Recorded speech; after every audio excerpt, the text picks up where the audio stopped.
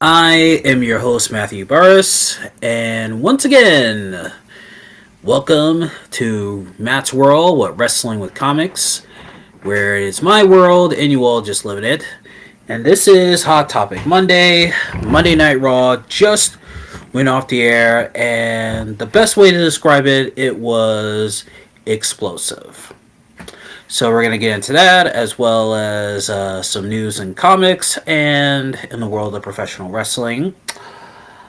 First, for Monday Night Raw tonight, we had Seth Rollins and CM Punk going at it. Of course, CM Punk taking some shots at the final boss, then at John Cena, and then we saw him take some shots at Seth Rollins, even mentioning Becky Lynch, saying, Becky, you better get your man.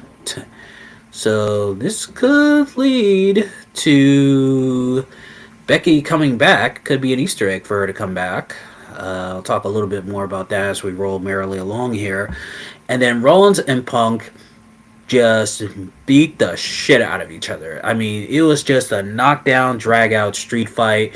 The fight pulled them apart, and they were doing it in the ring. They were doing out at ringside and then in the stands.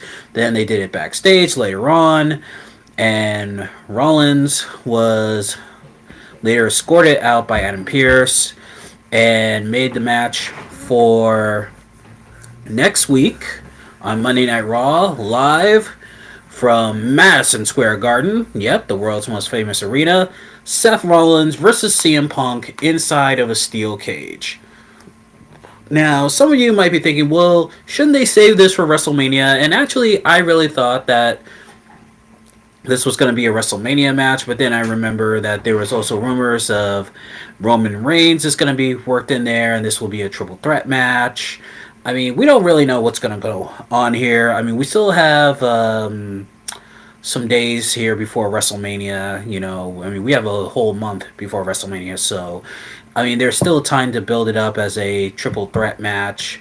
I mean, I don't think it's going to be a four-way dance along with Drew McIntyre. I think McIntyre is going to feud with Damian Priest, but I could be wrong, so we'll tune in on SmackDown and wait and see what happens.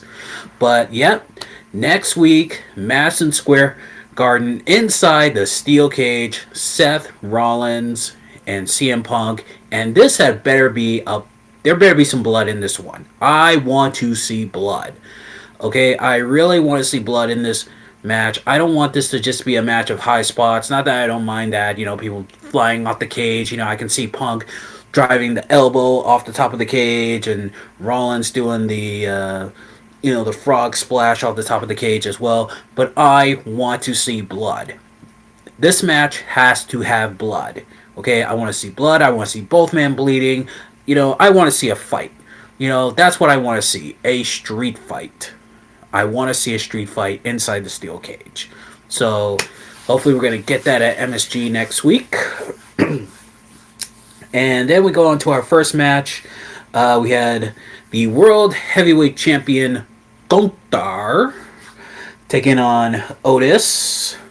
And Gunther, of course, got the win on Otis, but Otis, he showed that he's not just a mascot. I mean, he really can wrestle. I mean, he's a former tag champ, and he really held his own against Gunther, and then was attacking Gunther afterwards, and then Jey Uso came out, fought him off, and then out came A-Town Down Under, and then fought them off, and then Gunther finally got the sleeper hold on Jey Uso, choking him out, and it was also made official next week at Madison Square Garden. We have main event Jey Uso versus Austin Theory, so that's going to be a pretty good match.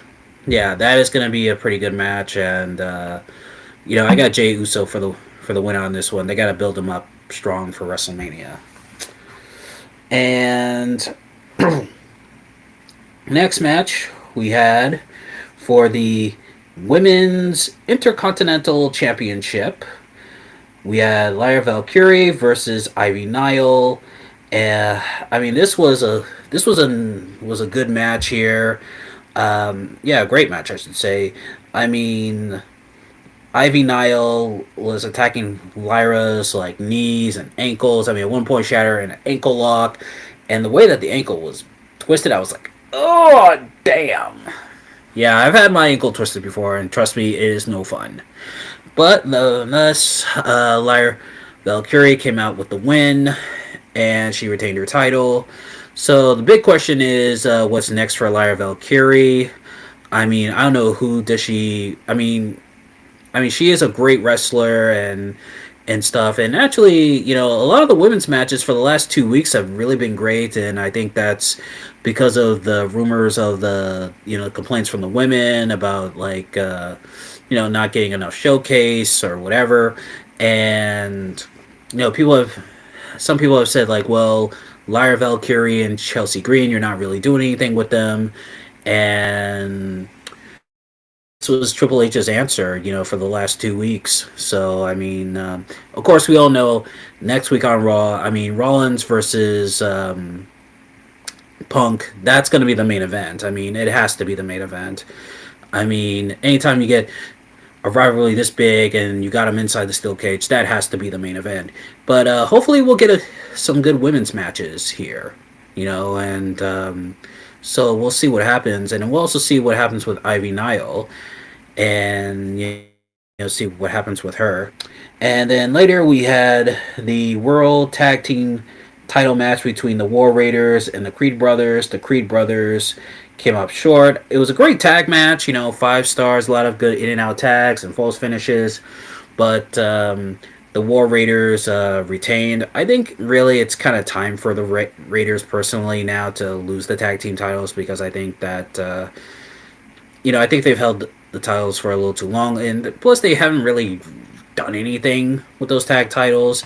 I mean, I don't know. Maybe you'll have like the LWO and the New Day and the War Raiders in there, and maybe that will lead to like a 3-team tag match or a triple ladder match. So, I mean, but I do think that it's time for the Raiders to possibly. Yeah, I think it's time for them to drop the titles and possibly go heel.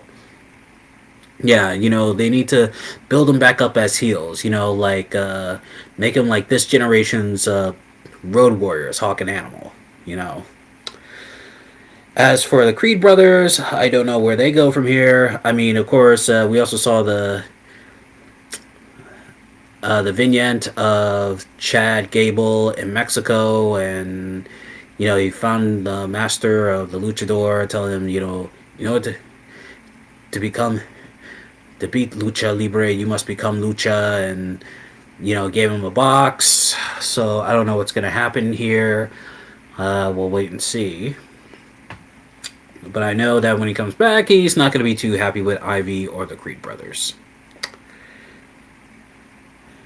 And then we had Braun Breaker, you getting an interview, and then got called out by Finn Balor. I mean, there's a lot of trouble going on in the Judgment Day. I mean, Dominic keeps saying like, "Oh, we need a new member. We need a new member," and Finn Balor just shutting him down every turn. And I think this could lead up to Aleister Black's return. Aleister Black returns and he takes over the New Day and reforms the Judgment Day. Kept saying New Day. Judgment Day. And, makes Judgment Day in his own image. Becomes like a really powerful faction again. I'm not saying powerful as in like like they'll win every single title on Raw, including the world title. I mean, I don't think it'll get to that, but they'll be a respectable faction again. I think that can happen once Aleister Black comes back. And then, so anyways, Braun Breaker fought off the Judgment Day. Carlito, Dominic, and Finn Balor, and this is going to lead towards an Intercontinental title match between these two. I mean, but I hope that we get Braun Breaker versus AJ Styles at WrestleMania, because that's a match I want to see. And also, speaking of AJ Styles says that next week on Raw, he's going to call out Logan Paul. So, ooh, that's going to lead to something interesting. Yep, we'll see what happens there. And we had Bianca Belair at ringside for the women's championship match between Io Sky and Rhea Ripley. And she didn't talk much about the situation, what happened last night with Naomi coming back. With Jade Cargill coming back. And she says like out of respect, she's not going to mention anything until SmackDown. So we're really going to see what really happens on there. We're going to get some answers there. And anyways, on with the match. I mean, the match was incredible. This was another great women's match here. I mean, Rhea and Io, they delivered. And at one point, both women were on the outside. The referee was laying down the count. Rhea got in and Io got in at the last second. And then, but during that, Bianca, she was like, come on, Io, get up. And then Rhea got pissed and just went outside, shoved Bianca. And I was like, oh, you want her to go to WrestleMania, huh? And then, Bianca, shoved her, and, referee... And I thought it was going to end in a disqualification. I was like, oh, no, please don't let this be a disqualification. Because, because there was a chance that we were going to see a triple threat match. It ends in a DQ, and then we have all three ladies fight each other at WrestleMania. But luckily, thank God that it didn't happen. And Rhea got Io on the second rope, and she looked at Bianca and she said, "See you at WrestleMania, Bianca." I was about to do the Riptide, but Io gave her the Hurricanrana off the top, and then gave her, moonsault. 1, 2, 3. We have a new WWE World's Women's Champion, and. I was shocked. I mean, I opened my mouth. I was like, I just couldn't believe it. Yeah, just could not believe it. I could not believe that happened. And so it looks like we're getting Io Sky and Bianca Belair at WrestleMania. I mean, these two have fought each other before. So, looks like they're going to run it back again. And I was really shocked. I was really shocked, because I thought it was going to be Bianca versus Rhea Ripley. I mean, I wanted to see those. I mean, people have wanted to see that match for a few years now, and it looks like they're not going into that direction. Looks like we're going to get Io Sky and Bianca Belair. Personally, I think Bianca and Rhea Ripley is the bigger match, but also, I mean, I wouldn't mind seeing Io and Bianca, going at it again. Now. This ties into what I said earlier about possibly Becky Lynch coming back. I mean, at first I thought we were going to get Becky versus Rhea Ripley at WrestleMania again, the rematch. I thought we were going to get that match again. If because there was rumors that Becky Lynch was going to be in the Royal Rumble. She was not there. She wasn't at the Elimination Chamber. Maybe this is when Becky starts to come back, because CM Punk said that, mention Becky's name. So, who knows? Who knows? I mean, this could lead to Becky versus Rhea again.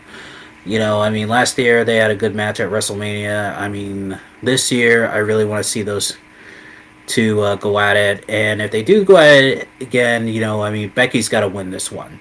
Yeah, Becky has to win this one because she's coming back. So it only makes sense for her to get a win. So we'll see what happens. I mean, I do want to see Becky Lynch come back. There's rumors on her contract, but we'll see what happens. We'll see what happens.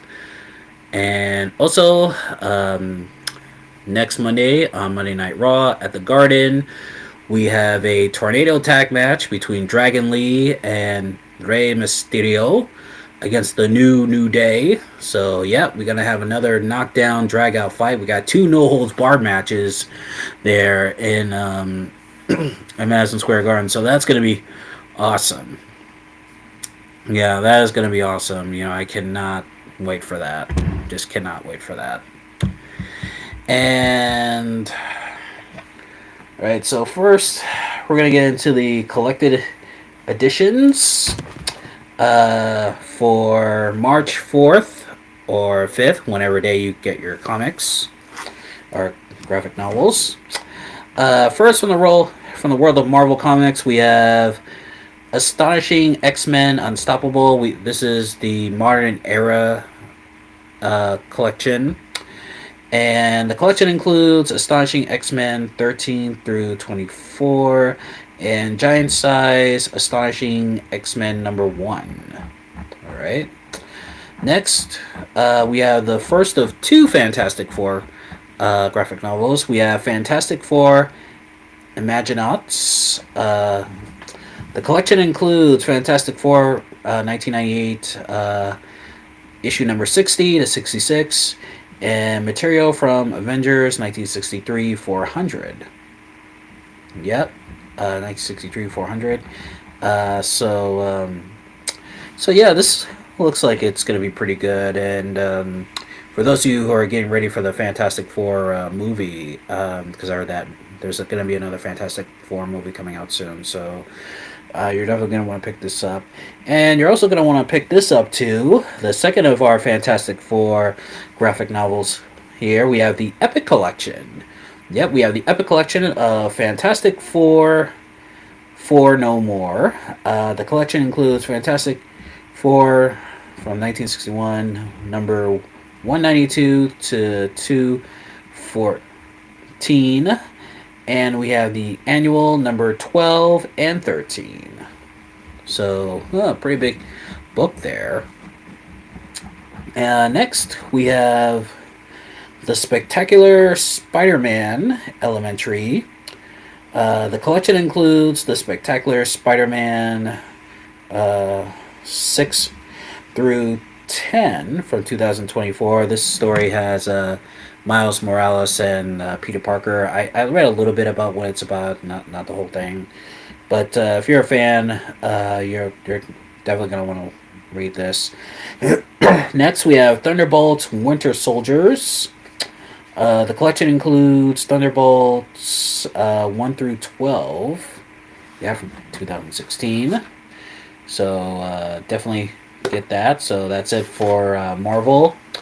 Gonna get to DC Comics later, but I want to give my thoughts on the rumor that Vince McMahon is going to start another wrestling company again. I mean, we know that he's starting another entertainment company, but they're waiting until the Jamel Grant, court case is finished. And, I mean, we haven't really gotten a trial date, so, I mean, this looks like it could drag on forever. But from what we heard, Vince McMahon isn't going to start anything until that trial is over. But as far as him doing another wrestling promotion, I mean, I really can't see him doing wrestling again. I mean, even if he's found not guilty or whatever, I mean, I think the wrestling world has finally just kind of had enough of him. I think it's time for him to just get away from wrestling or sports entertainment, as he calls it. Using my fingers, using air quotes.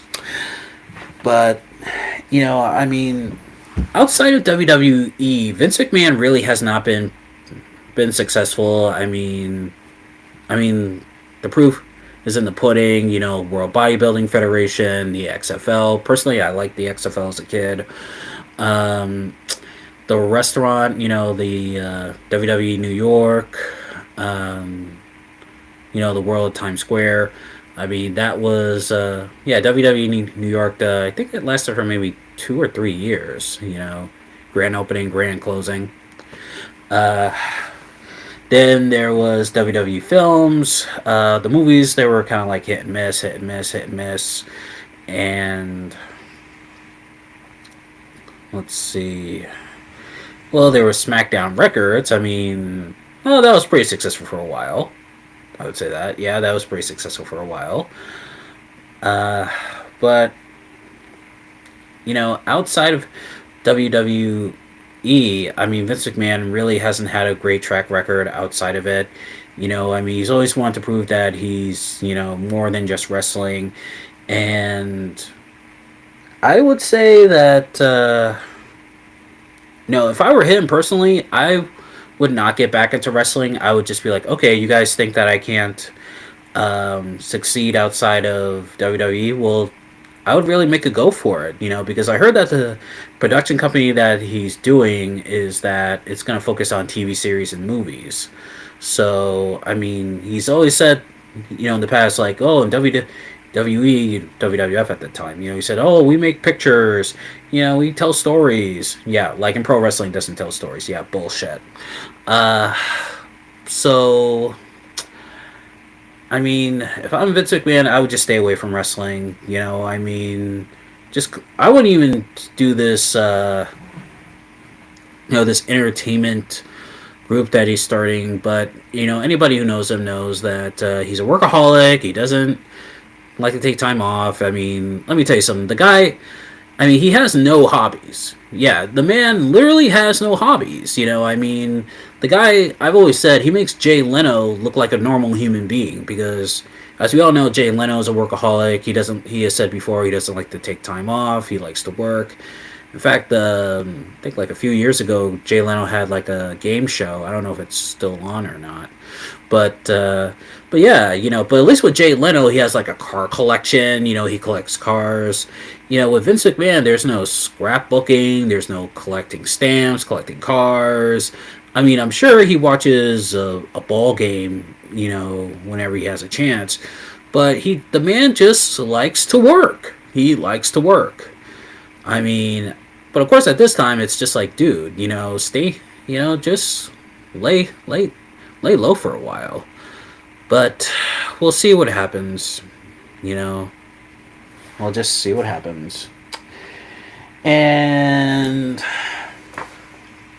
now we're gonna get to the collected editions for DC Comics. First, we have Batman and Teenage Mutant Ninja Turtles Volume 1. The collection includes Batman and Teenage Mutant Ninja Turtles numbers 1 through 6. So, yeah, I mean, there was a lot of Batman, Teenage Mutant Ninja Turtle comics. I actually didn't read them, but I think I might.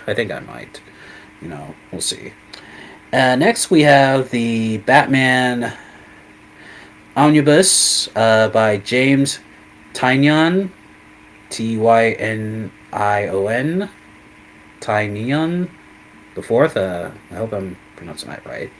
The collection includes Red Hood Outlaw number 48, Nightwing number 70 through 74, Batgirl numbers 47 through 49, Batman number 86 to 100, Harley Quinn number 75, Detective Comics 102 to 1026, Catwoman number 25, Batman Secret Files number 3, The Joker 80th Anniversary 100-page Super Spectacular number 1, and we get stories from Batman Volume 1.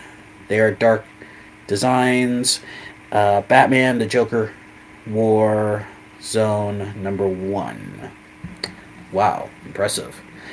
And next we have Batman Volume 4 Dark Prisons. Don't know what this is about, so I can't tell you. Also, I can't tell you what's in it. So, I mean, I don't know. I might have to take a look at it myself. Next time I go to Newbury Comics or whatever comic book store I go to. Next, we have DC Finest, Plastic Man, the origin of Plastic Man. Collection includes Police Comics number 1 through 36, and we have Plastic Man's very own comics, his first 2 issues, issues number 1 and 2. I'm not a really big fan of Plastic Man. I know why he's popular and stuff like that, but For me, kind of a little bit like too much like Stretch Armstrong, you know. Though I think he came out way before Stretch Armstrong. So, but if you're a fan of Plastic Man, you know, a diehard fan, then this is definitely for you. Next, we have Harley Quinn, Bud, and Lou, which is the name of the two hyena dogs. Uh, yeah, Bud and Lou, Trouble times two. So if you're a diehard fan of Harley Quinn, you're definitely going to want to get that one. Next, we have Legions of Superheroes, The Great Darkness Saga. Yep, the deluxe edition. The collection includes Legion of Superheroes number 284 to 296 and annual number 1. And let's see what else. We have Multiverses Collision Detected.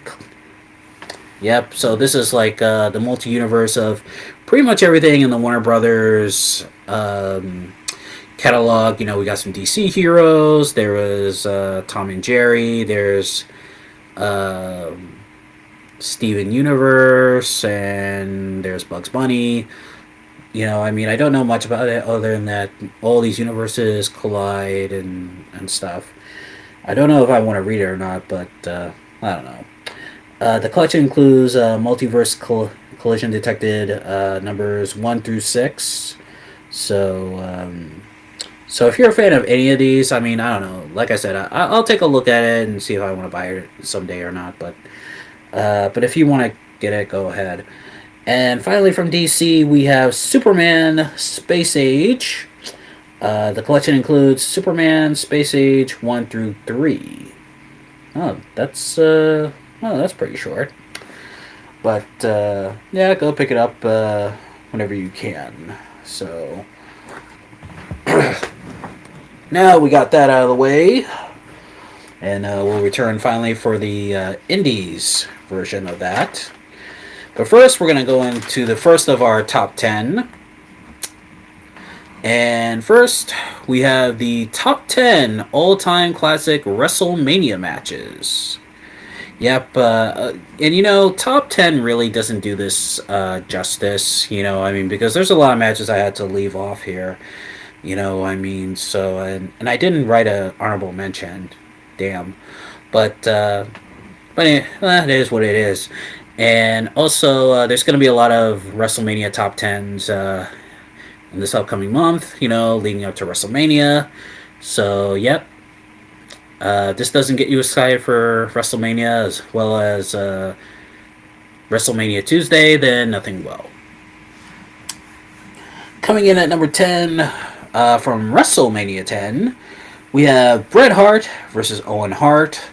WrestleMania 10 holds a special place in my heart because it was the first. It was actually the first wrestling video that I rented from Blockbuster, and I was getting into. I was really into wrestling. I was getting into it at the time, and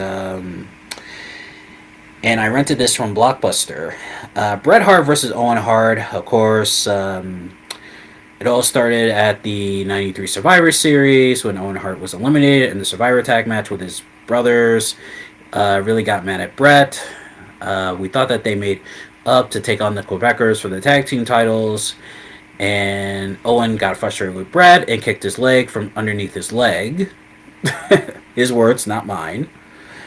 And then they proceeded to have a match at WrestleMania. And this was an awesome match. I mean, yeah, this was a great opening match here because Bret, of course, was going into the main event to fight for the world title, which would later be Yokozuna, and Bret would eventually win that. But, you know, I mean, but they told a good story here, especially the part where Bret, you know, does that,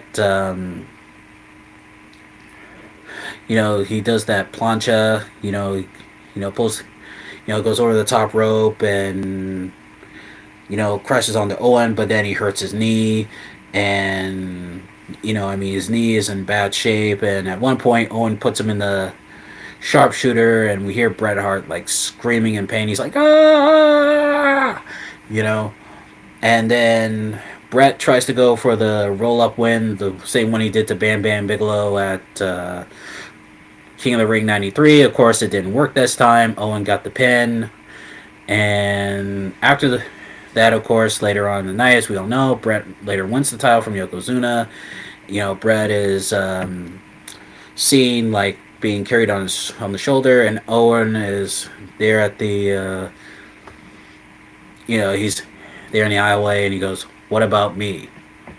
So, and that would lead to their feud continuing on, especially at SummerSlam, where they had arguably one of the greatest, if not the greatest, steel cage matches of all time.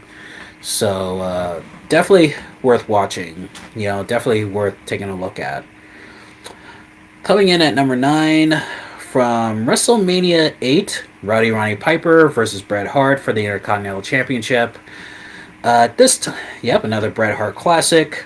Bret at this time, his first reign as Intercontinental Champion ended at a house show against the Mountie. Bret Hart was sick, and he couldn't continue on the fight. And the Mountie, Jacques Rougeau, he won it.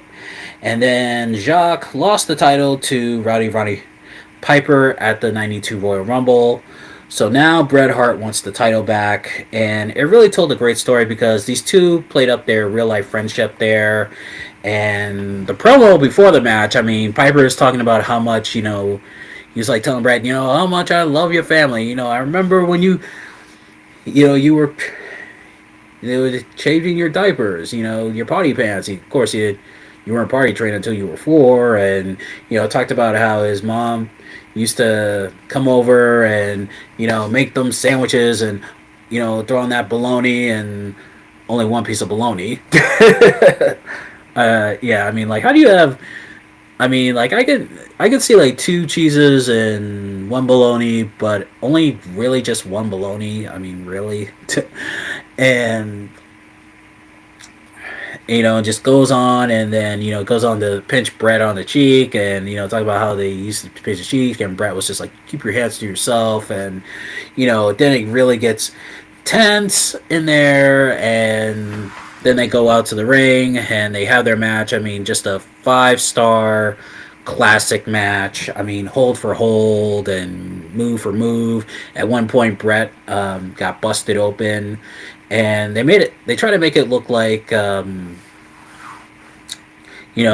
it was Hardway. Of course, they disguised it as Hardway, because at that time, WWF, they were saying like no blood. They didn't want that much blood on their TVs and stuff, no bleeding. And of course, I'll talk a little bit more about that later. And Piper, at one point, he had the bell. The referee was out, and he thought about hitting with the bell, but then started hearing the boos from the crowd, and he was just like, nah, forget it. And then he threw the bell away, put Bret in the sleeper hold. Bret did the kickoff. He drop kicked the turnbuckle and flipped over on Piper, and he got the 1, 2, 3. And he is the new 2-time Intercontinental Champion. And just when it looked like Piper was going to nail Bret with the belt, he drops the belt to Bret, helps him up and shakes his hand, and, showing some good sportsmanship. And it's a classic match. It's really one of Piper's best matches, in all of wrestling, really. He's had some great matches, over the years. The dog collar and the chain match with Valentine. Some of the matches with Hogan earlier in his heel run, but this match right here, definitely one of the best. So definitely go out of your way to see it. Coming in at number 8. Also from WrestleMania 8, we have the Nature Boy Ric Flair versus Macho Man Randy Savage for the WWF title. Of course, this was originally supposed to be Ric Flair versus Hulk Hogan, but for reasons that have not made sense, they switched it over to Macho Man and Ric Flair. And they played up the storyline that Miss Elizabeth was with Ric Flair before Macho Man. You know, the she was yours before, like she was mine before she was yours, and you know, I mean, these two had a great knockdown, drag out match. You know, great fight. You know, we saw some wrestling holds as well, and Ric Flair at one point even got busted open. You know, I mean, of course, it's not a Ric Flair match, and unless he bleeds, and you know, and actually, he bladed, and yeah, he bladed, and Vince McMahon was very disappointed. You know, and he was mad, and you know, because he wasn't supposed to do that. Like I said, they were trying to, you know, cut down on the blood, and I think like when Flair came back from the corner, came back to the back, you know, Vince he looked at Flair and he said, "You will never learn." Yep, the Nature Boy will never learn. And you know, and Mr. Perfect got involved as well. You know, even taking a steel chair to Macho Man's knee, beating down on the knee. Then Miss Elizabeth came out, and all the, you know, security people and officials, they tried to stop her. And actually, in there, you see a young Shane McMahon. Yeah, we saw a young Shane McMahon there. You know, and I was shocked the first time I saw it. I was like, oh my god, that's Shane. You know, because by that time I was in middle school, and you know, and I was already a full fledged wrestling fan. You know, but watching it on VHS, I was like, whoa, Shane McMahon even worked in the WWE back then? Yeah. And then Savage, of course, rolled up Flair using the tights to win the match. And, you know, wins his second world title. I mean, him and Ric Flair really had some great matches. You know, I mean, their matches in WCW were great as well. But I think out of all the matches they had together, I think that this was their best one. I mean, without a doubt, their best one. And you know, and I also like the part at the end when Macho Man is cutting a promo. He's like, you know, I just only got a piece of you. You may not beat it properly. You know, I mean, he's like, like I want the whole Nature Boy. I want the whole Flair package. You know, he said he only got a piece of him. Yeah, well, he got more of him later in WCW. And of course, Savage would eventually drop the title in, I think it was like late August. Like late August, he would drop the title to Ric Flair. And Flair would, of course, drop it to Bret Hart. And the rest, as they say, is history. Coming in at number 7 from WrestleMania 6. Champion versus champion. Title for title. It's the ultimate challenge. Hulk Hogan versus the Ultimate Warrior. Yep, the Ultimate Challenge. And, you know, you had two of the most powerful forces in the WWF at that time, and they were about to clash. I mean, the Ultimate Warrior at this time was a 2-time Intercontinental champion. You know, his fame. I mean, his fame was just rising and rising and rising. And Hogan was about to go shoot a movie, and this was during Hogan's second reign as world champion as well. He won the title from Macho Man the previous WrestleMania, so it'd been a year as champion. You know, second reign, and it was like a battle of who was the best. I mean, like you talk about comic book, you know, a comic book type, you know, match. I mean, this definitely resembled a comic book. You know, this was, this was Shazam versus, you know, Superman. You know, this was Thor versus, you know, the Incredible Hulk, or the Incredible Hulk versus the Thing. You know, just, you know, two powerful forces, and, you know, when they collide, what is going to happen? And the Warrior won this match, and thus began his title reign from WrestleMania 6 to the 1991 Royal Rumble, which he would lose to Sergeant Slaughter, who would in turn lose it to Hogan at WrestleMania 7. But it's a terrific match. You know, it's one of the Warriors' best matches in WWF. You know, I mean, I mean, his best matches were against, he had three great matches with Rick Rude. Their last one in the steel cage at SummerSlam 90 for the WWF title. Uh, the two matches with Macho Man, WrestleMania 7 and SummerSlam 92. And I would say this match right here, definitely one of his top matches of all times. So again, that's another match worth looking at. And speaking of the previous year's WrestleMania, coming in at number 6, the Mega Powers explode. Yep, WrestleMania 5, Hulk Hogan and the Macho Man Randy Savage. Macho Man won the world title in a tournament at WrestleMania 4, all thanks to Hulk Hogan, helping him beat Ted DiBiase, and thus the Mega Powers were born.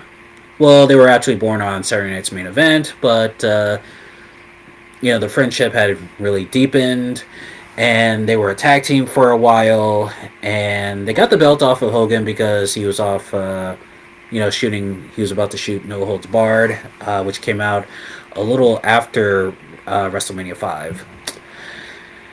And of course, Macho Man was getting a little jealous of Hogan and Elizabeth. He thought that Hogan was trying to steal Elizabeth from him. And of course, on the main event, it all blew up where, Hogan took Elizabeth back to the backstage area because, she was hurt. And Macho Man slapped him during the match. And, and then the backstage area going, those eyes of yours lust for Elizabeth.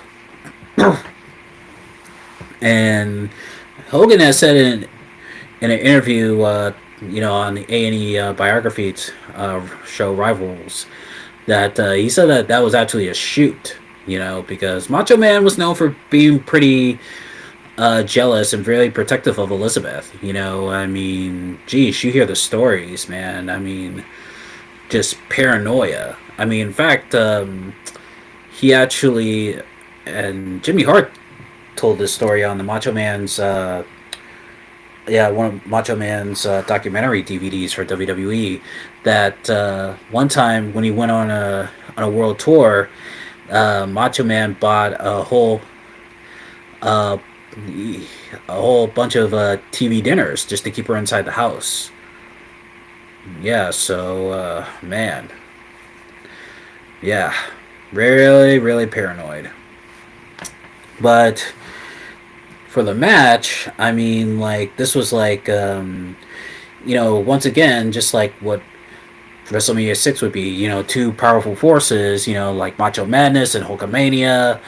And it was a great match. I mean, it told a great story, of lust and, jealousy and fighting for a championship. I mean, Macho Man even busted Hogan up, and it looked like for a while he was going to win it, because nobody at that time had gotten up from the flying elbow drop, except for Hogan. I mean, they had matches against each other at the Boston Garden back in 1986, and you can actually go watch those matches on WWE Old School. I mean, those are tremendous matches.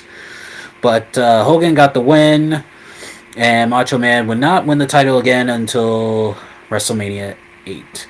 But still, a great match, and out of all the matches they've had in their rivalries, because it would also carry over to WCW, this was their best one, without a doubt.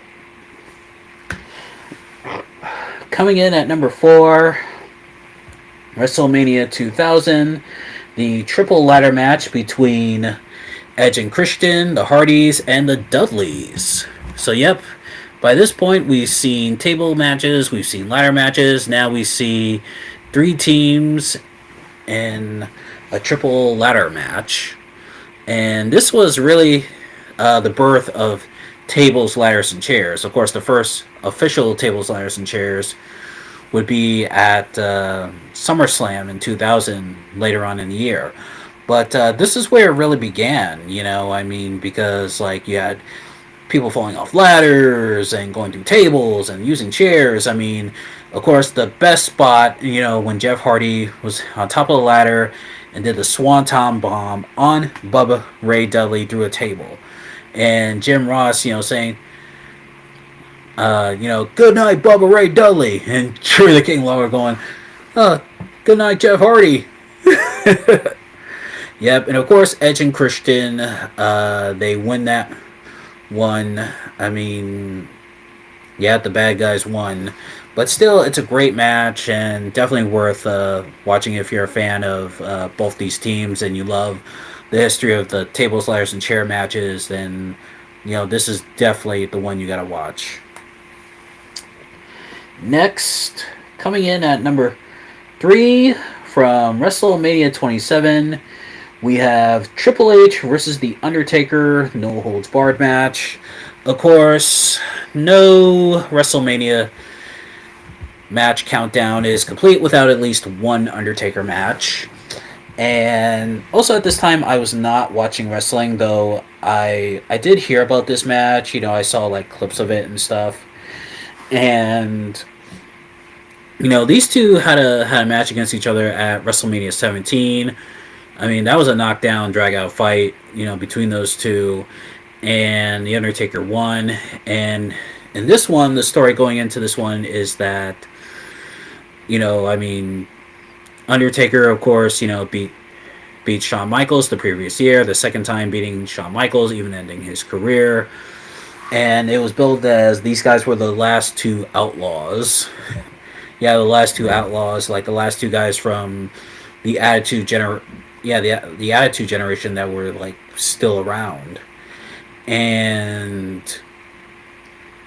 these guys had a no holds barred match, and it was brutal. I mean, Undertaker really got injured. I heard he hurt his hip. It was like, I think it was like the surgically repaired hip. And that spine buster through the table. I mean, that looked nasty. And then like the many chair shots, from Triple H. I mean, no matter what Triple H was doing to him, The Undertaker would just keep kicking out. And he looked beaten, and he looked really, it really looked human. And Triple H just like, stay down! Triple H at one point even gave him his own move, the Tombstone Pile Driver, and Undertaker still kicked out. And then, of course, Undertaker slaps on the Hell's Gate, the Brazilian Jiu-Jitsu move, had Triple H tap out. And even though Undertaker won, he had to be carried to the back. They had to get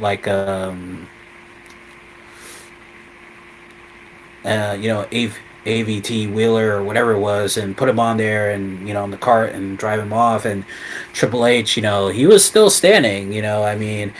He injured his arm, but he was still standing, man. And Undertaker talked about this too, on the docuseries Rivals, and Undertaker said that the next day he literally could not walk. Yeah, that's how bad and bruised he was. The next day he really couldn't walk. So for those of you who say that wrestling is fake, fuck you.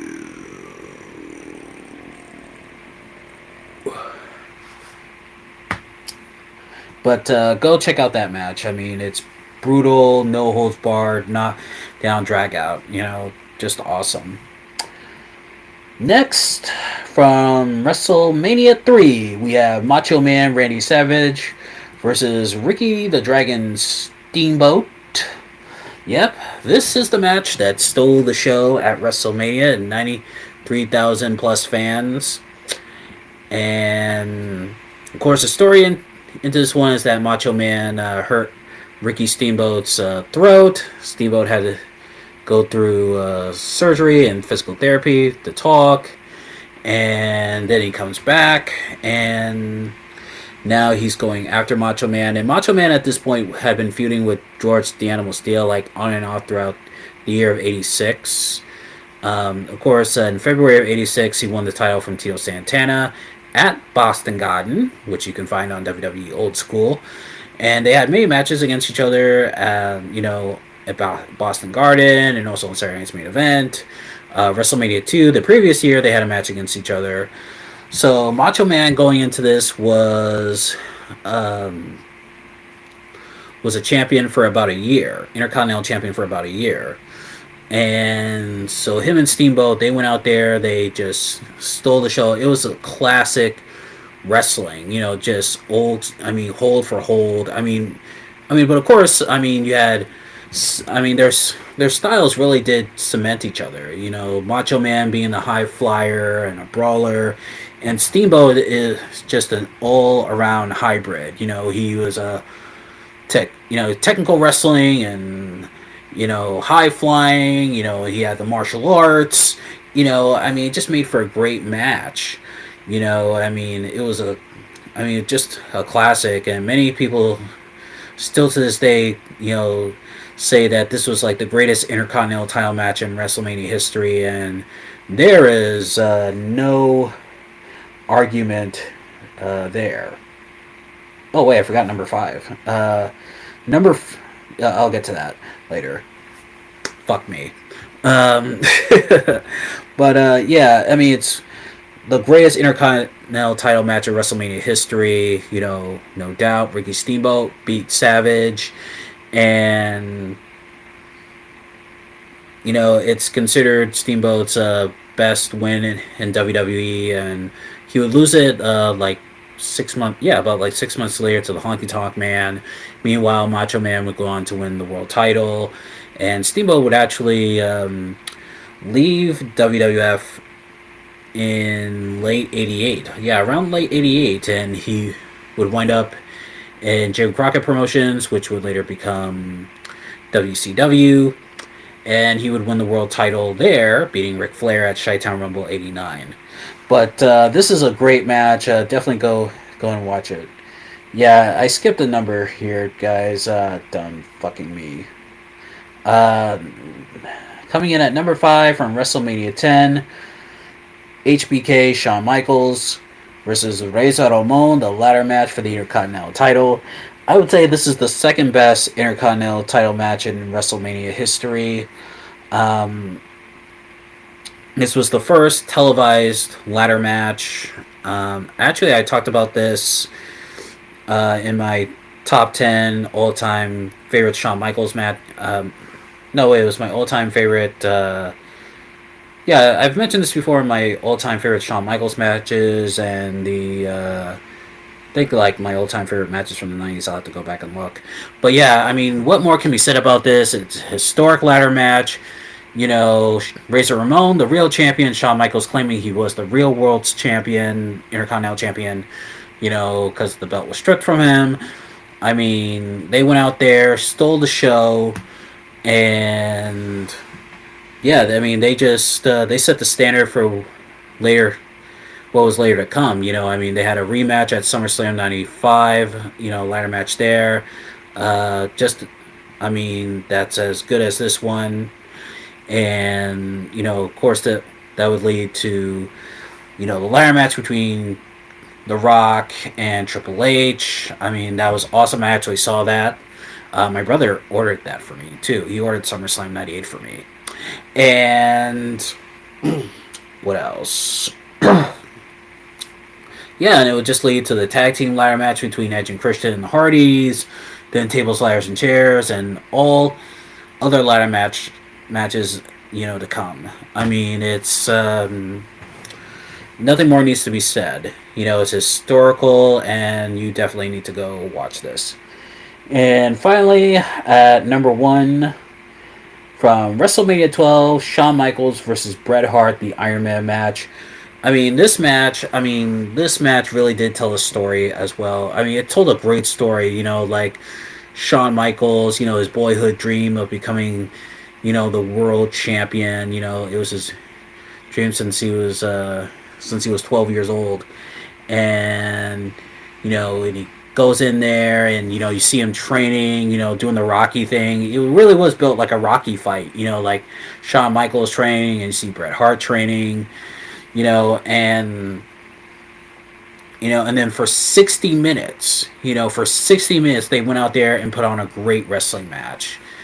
And the thing is, these two were like had really contrast styles. It was like because going into the match, people thought like, oh, Brett, he's gonna out wrestle Shawn, because he's a great technical wrestler, and Shawn Michaels, he can do high flying moves and stuff like that, but he can't out wrestle Brett. Well, earlier in the match, Shawn was hanging with Brett. I mean, he showed that he can get on the mat and wrestle too. And Shawn Michaels, just like Ricky Steamboat, he's a hybrid too. He's one of those few hybrid wrestlers, that can do high flying moves, that can do technical, and he can also brawl too. I mean, that was his nickname, Pitbull with a pretty face. He had that pretty boy face. We all know the outfits, the dancing, and the sexy boy. He does all that, but once the bell rings, man, he can get down and scrap. He can get down and scrap. And these two, they went 60 minutes, and then they went to overtime. Shawn Michaels landed 2 super kicks, and he won the championship. And this is by far Shawn Michaels. This was his best match in WWF history, period. And it was also Bret Hart's best match, period. And these two really did put on a great wrestling match. And it's hard for some people to to sit through anything 60 minutes. At least with a TV show, you have commercials. You can get up. You can take a leak, get a sandwich, get a juice or whatever, and then you can come back and watch it. But with this, it was like, going 60 straight minutes, you could not go to the bathroom, you could not do anything. Well, of course, why would you go to the bathroom during a match? That's kind of a rule for me when you watch wrestling. So if you ever come watch wrestling with me over at my house, that's one of the key rules. Do not go to the bathroom. Do not go to the bathroom during a match, because you will miss any and everything. Okay, if you gotta piss before the match or piss after the match. But during the match, no pissing. No peeing, no pissing, no shitting. No. The bathroom is closed. Alright? So, that's my top 10 for all-time classic WrestleMania matches. And now we are going to finally go into the collected editions for the indie comics. We have Hellspawn, the complete collection. Collection includes Spawn numbers 1 through 16. I haven't read the Hellspawn, so I don't know. I think I might read it. It's piqued my interest. Next, we have Savage Dragon. Ultimate Collection Volume 3. The collection includes Savage Dragons number 22 to number 35. So make sure you get that. We have 2 Teenage Mutant Ninja Turtles books from IDW. We have Teenage Mutant Ninja Turtles Source Book. And finally, Teenage Mutant Ninja Turtles IDW Collection Volume 6. So, yep, a new IDW collection. I haven't read the IDW collections. I've read, The Last Ronin, but that was pretty much it. I gotta read, The Last Ronin Lost Years before The Last Ronin, the official sequel to The Last Ronin comes out. I'll try to read that soon. And now, here we are with the comic book countdown. Yep, our last countdown of the night. We have the top 10 comic story arcs that would make for a great movie. Yep, in order of the Oscars. And of course, I've been doing the fantasy casting on my Reddit page. Yep, I did a fantasy casting for Robin Reborn. I did one for Spider-Man Torment. And I did one for Terminator versus RoboCop. Yep, I did one for that. And I think I did... what was the other one I did? I think I wrote it in here as well. Um, excuse me for a minute. Let's see. Yeah, I think I did one for.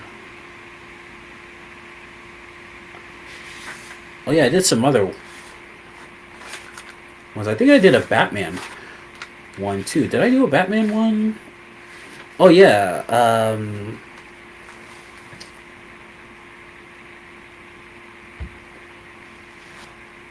Wait, I don't remember if I did. If I did. Well, I. Oh, I think I wrote it down, but I didn't. But I didn't type it out. So, oh well. But anyways, let's get right in to the countdown, shall we? Coming in at number 10, we have Daredevil Born Again. And this has nothing to do with the TV series of the same name. This is the actual comic. They've done The Man Without Fear. Yeah, they've done The Man Without Fear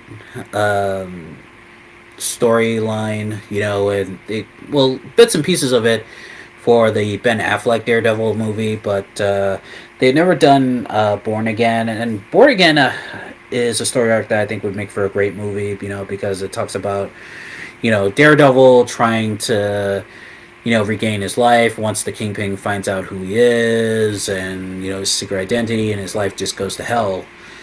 So that's that one would make for a great story arc, and I hope they do it for a movie someday. Coming in at number 9, The Punisher, Circle of Blood. I mean, this is the best Punisher story ever. You have the Punisher who is freed from jail from a vigilante group, and he tries to go after the Kingpin. The Kingpin, of course, is presumed dead. Of course, that's all bullshit, and everything just goes haywire. And it's a great story arc. It was the Punisher's first mini series, and that's a storyline I hope that they use for a Punisher movie. I mean, of course, the Punisher is regulated to Daredevil, and even a Punisher special that's actually coming out pretty soon with John Bernthal. But yeah, I really hope that they do a movie on this, because it's a great comic. It's a great comic. Go get the graphic novel and read it. Coming in at number 8, we have Robin Reborn. Yep, this is the first miniseries of the Tim Drake Robin. And yeah, I did a fantasy casting for this one. I mean, this would have made for a great movie. I mean, having Edward Furlong as Robin, and Michael Keaton, of course, as Batman. Because I mean, let's face it, for the late '80s, early '90s, I mean, '90s Batman will forever be Michael Keaton. And and also just go look at my Reddit column. Just go look at my story, because I have a whole bunch of cast of great actors who would have been great for this movie. I mean, this is the kind of movie I would have wanted to see, because reading it, I really felt like I was watching a movie. Coming in at number 7, we have Batman Fears. This is the Jeff Loeb, Tim Sale Halloween Batman special. This was actually the first one, and this was way before the Long Halloween, and it's a great Scarecrow story. Though the line from Batman Begins, where Jonathan Crane says, Dr. Crane isn't in right now, but if you'd like to make an appointment, I'll leave a message for him. That was taken from that story. And it's a great story, because you have Batman taking on the Scarecrow, and then there's this mysterious woman, and I mean, it just makes for a great story. It's a great Halloween story too. I mean, there hasn't really been like an official Batman Halloween movie. I mean, so like, well, unless you count Batman versus Dracula, but for a live action Batman Halloween movie, there hasn't been one, and I think this would make for a great one. Coming in at number 6, we have Superman for All Seasons. This would absolutely positively make for a great movie. I mean, I've read this story. I read it as a kid, and reading it, I haven't gone back and read it again. It is awesome. I would have. This is a Superman movie I would have loved to see. I mean, of course, we would have to go through the origins of Superman again, which has been told like dozens of times. I mean, I'm sure people by now are just like, okay, we get it. We know how he came to be. Alien landing on Earth, but it's still worth going through because it's Superman told from different perspectives, the perspectives of his father, Lex Luthor, Lois Lane, and just a whole bunch of other people, and it's a great story. It shows Superman in his early years. It's pretty much Superman year one. The real Superman year one. Uh, Coming in at number 5, we have Spider-Man Torment. Yep, I did a fantasy casting for this one. I mean, I love the horror aspect of the Spider-Man story. I mean, because this was when Todd McFarlane had his own Spider-Man series, and actually, for those, well, I mean, there's many stories of like the history of Spider-Man that was supposed to come out in the '80s, but it didn't because the Canon Group, they went out of business. And for years, Spider-Man was just stuck in developmental hell. It was just stuck in developmental hell. The rights went to different companies until the Tobey Maguire for the first Tobey Maguire Spider-Man movie came out. But there was going to be one Spider-Man movie where it had nothing to do with the comic. Like we'd have Peter Parker, but Peter Parker is like a scientist and a ninja student, because Canon Group was known for their ninja movies at the time. And Spider-Man, Peter Parker, he would just be a monstrous spider, just like a real human spider, and he'd become a monster and stuff like that. And he'd be fighting like super alien monsters and stuff like that, and so it was pretty bad. It was pretty bad, but I do like the idea of a Spider-Man movie being scary and horrific. Giving that element of horror. And Torment, I think, is a perfect example of that. And so is Maximum Carnage and Spirits of Venom and Masks. I think that one would work as well. And go read my fantasy casting for that one because I had like a real all-star cast to that one. Great actors from like the '90s and '80s and stuff in there. Coming in at number 4, we have Elektra Assassin. Yeah, I think I did. Did I do a fancy casting for this one? I think I did too. Man, I really gotta go back and look at some of them. So, Elektra Assassin. I mean, this would definitely make for a great movie as well. They actually I heard that some company bought the rights to Elektra Assassin, but they never made a movie of it back in the '90s. And this would have made for like a great '80s movie because it has like cyborgs.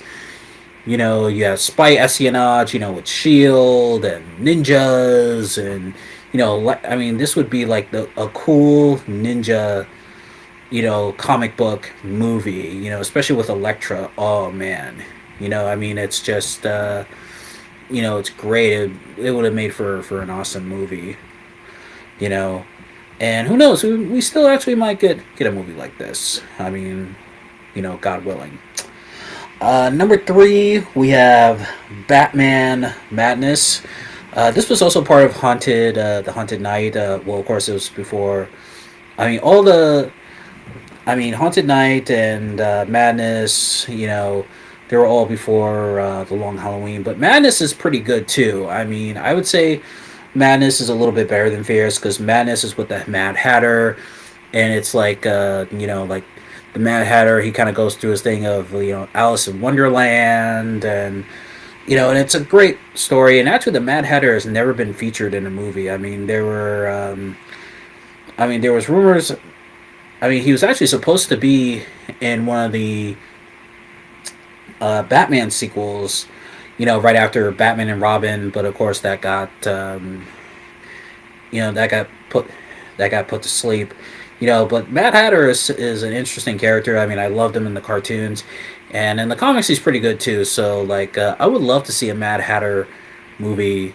I mean, because I think Batman, and the Mad Hatter, I think that would be a good match. Not physically. I mean, Batman could easily kick his ass, but mentally, it'd be for a good matchup.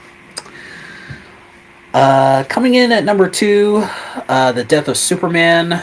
Of course, this was now. Of course, the death of Superman was turned into an animated film, but for a live action movie, we never got it. The closest we got was Superman Lives. That was the movie with that Nicolas Cage was supposed to be in, and they were actually going to use the death of Superman story in there. And actually, Batman makes a cameo, like in Times Square, you see, Batman appear on the screen, and he gives a speech about courage and justice. And it was supposed to be Michael Keaton's Batman, so yeah, Michael Keaton would have had a cameo as Batman in this movie. And there's actually a documentary of Superman Lives. You can go and watch it. Nicolas Cage in the suit and stuff. I mean, it's a shame we never got that movie. Because the Death of Superman. I mean, I read that, and it was it's a great comic, and I really hope one day we get a live action movie version of that, because I would love to see that. And finally, at number one, this is one that I've done a review of twice. I did a review of this, solo review of this, and I also did a fantasy casting for this one, RoboCop versus the Terminator. Yep, the movie we never got, but we so richly deserve. I mean, what more can be said about this? I mean, you have, the RoboCop versus the Terminator. You have, Frank.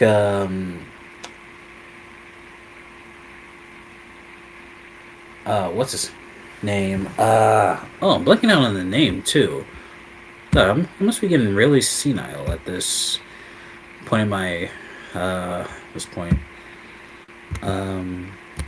Typing in his name now. Let's see, RoboCop.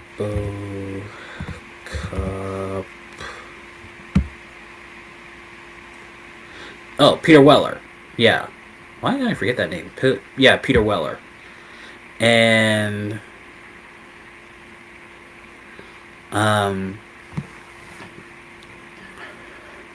but yeah, Peter Weller was RoboCop. I mean, Peter Weller and Arnold Schwarzenegger. I mean, two cyborgs going at each other. I mean, would have been awesome. And I did a fantasy casting. I casted I casted. Who did I cast? Oh yeah, I casted Brigitte Nielsen from Rocky Four. I casted. Because there's the Marie Lazarus, who of course was in RoboCop 3. Jill Hennessy's character. So that's actually when I first saw Jill Hennessy. Yeah, that was the first time I ever saw Jill Hennessy in anything. And then cut 2 years later when she has that show on NBC. I'm like, oh, that was her. Yeah, that was the girl. So she would be in that movie as well. So so that the action, that comic is just like so action packed and ultra violent and stuff. I mean, Had Orion Pictures just stayed out of the way when Frank Miller was doing RoboCop 2 and also for RoboCop 3, I mean, we also could have gotten this movie as well. I think if Frank Miller was able to do his own thing, but of course, I mean, Orion Pictures, they got in the way, thought it was too. Well, they thought that the second RoboCop, the script for RoboCop 2 that Frank wrote was like too violent and all that stuff. But I mean, this is a real. I mean, this would make for a great movie. I mean, it would make for a great movie. Just read it, just read it, and you won't be disappointed. And that's gonna do it for this show. Is It'll be midnight by the time this loads. Well, past midnight. So I'm gonna go to bed right now. But thank you all for tuning in. Tomorrow we have WrestleMania Tuesday. We're going to be looking at some classic matches from WrestleMania, going all the way back to the beginning. So, bit of a WrestleMania in the 80s. So, make sure that you all tune in. So, until then, this is Matthew Burris saying, Toodaloo, motherfuckers.